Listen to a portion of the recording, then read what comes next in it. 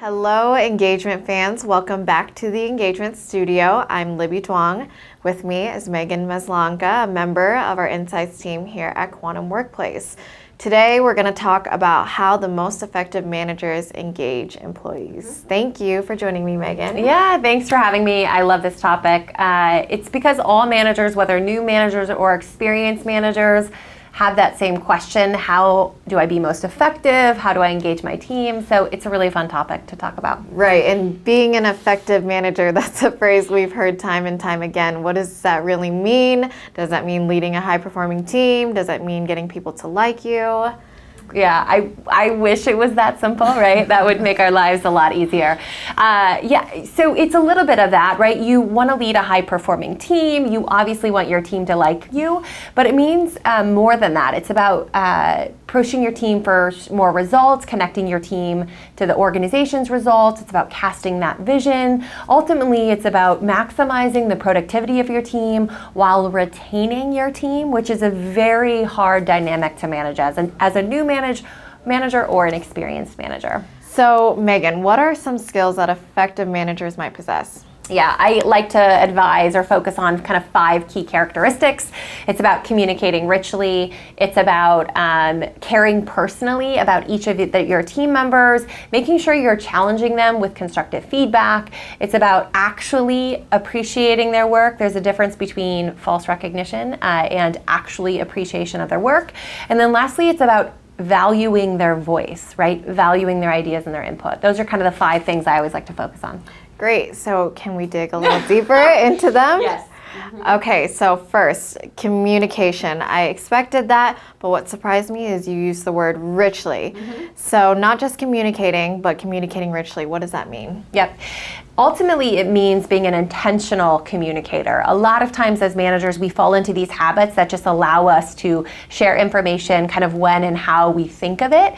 But when you think about communicating richly, you're thinking about intentional communication. It really comes down to recognizing that knowledge is power in organizations. We forget that too often. The more information an individual has, some of your team members have, the more likely they are to move faster through projects, to understand who to connect with, to think about downfalls. So there's a couple simple techniques for that, but really that's kind of the definition to communicating richly. Okay, that's really interesting. Let's talk about the next quality of an effective manager, and that's caring about each individual. Is that something that people really need to work on? Unfortunately, it is. Far too often we get to work and we put on this demeanor that means we aren't a human anymore. We talk a lot about humanizing the workplace and focusing on someone's experience because we forget that people are humans at work, and we treat each other like a number, or you're at cube number 15 and I'm next to you. So when we tell managers to care personally or to think about that as a human, you need to understand that individuals have lives outside of work. You want them to work hard, you want them to give their extra effort and energy to that, but if you actually care about them as a human being, their passions, their lives, their interests outside the workplace, it allows you to foster a better relationship with an individual, and that's ultimately what it is you want to foster that relationship. I love that.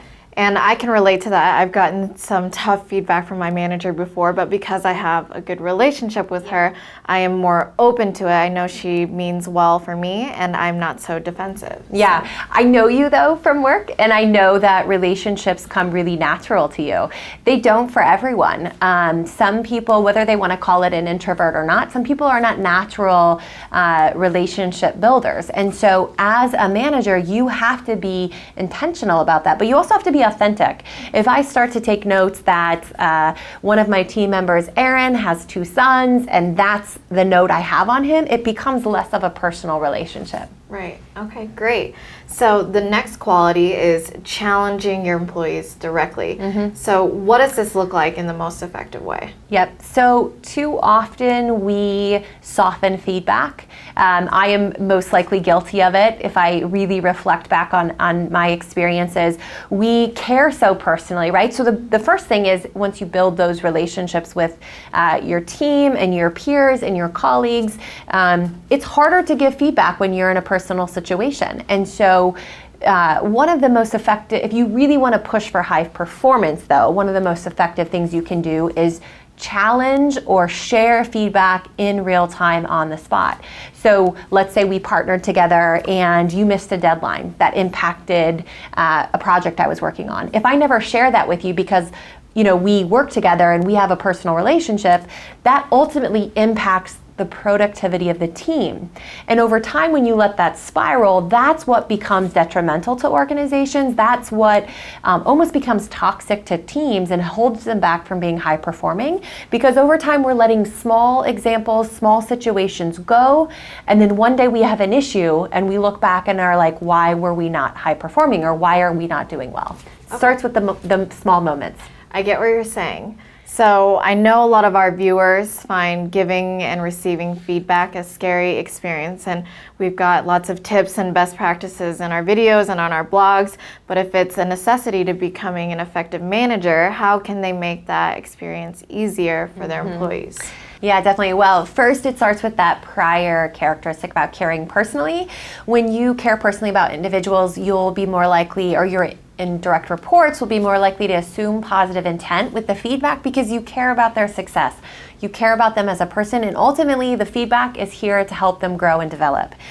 But secondly, the most effective managers also lead by example. They're the ones asking for feedback all the time on their own style, their management style, the work they're doing. It kind of sets the tone that everyone has room for improvement, and feedback is a healthy topic. So those are the really two things that kind of make it a little bit more simple for managers and teams to give and receive feedback. Great. So let's talk about the fourth quality of an effective manager, which is appreciating meaningful work. Our research shows that recognition drives engagement. So what tips do you have to share for managers on that? Yep. If you break down recognition ultimately means appreciation, and appreciation ultimately means I see the work you're doing. So a lot of times employees may not feel valued in organizations, or they feel like, what am I working harder for? Because no one's acknowledging that. So you want to think about, what are your organizational behaviors and values that you're trying to encourage more employees to strive for, and then how do you appreciate work on top of that? It's very simple. I think one of the kind of cheat sheet ways that I've seen work over the years, and it actually started with a prior CEO that I was supporting, that on Friday afternoons, he had a 15-minute calendar reminder to think about the recognition from the week. Now, you don't want that to become impersonal, right? That on Friday, I'm going to tell you you're a rock star.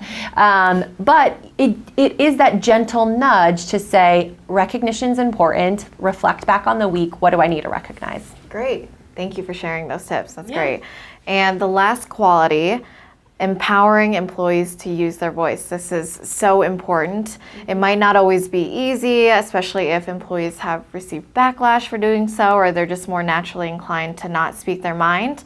How do you get them to open up and share, and when do you get them to open up and share? Yeah, when you start to communicate richly with individuals too, it's a little bit about starting that two-way dialogue. I failed to mention that earlier, but when you're in a conversation with a team or an individual that you're having a one-on-one with, you really want to ask for feedback or ask different ideas and opinions on the spot. You want to start that dialogue. But ultimately, a lot of it sits back on you as the manager. If you've failed to take ideas seriously in the past, or acknowledge when they're trying to demonstrate their feedback to you, or they're trying to challenge you, and you've kind of put it down or dismiss it, it becomes as if their voice doesn't matter. And ultimately, if you're not taking feedback seriously on things like the meeting styles or a project that you're working on, in the long run, they'll be less likely to think of new ways to innovate on a product, to improve processes, because they feel like their voice doesn't matter. So there's a lot of burden on you as a manager, but you also have to kind of pull in feedback or employees to help kind of have that conversation. That's great, Megan. Thank you. I think that covers the 5 qualities of highly effective managers. Yes, it definitely covers it. I know it's a lot, but those are pretty foundational to having a highly engaged team and a high-performing team. And that's what we all want. Thank you for joining us in the Engagement Studio, and let's make work better every day.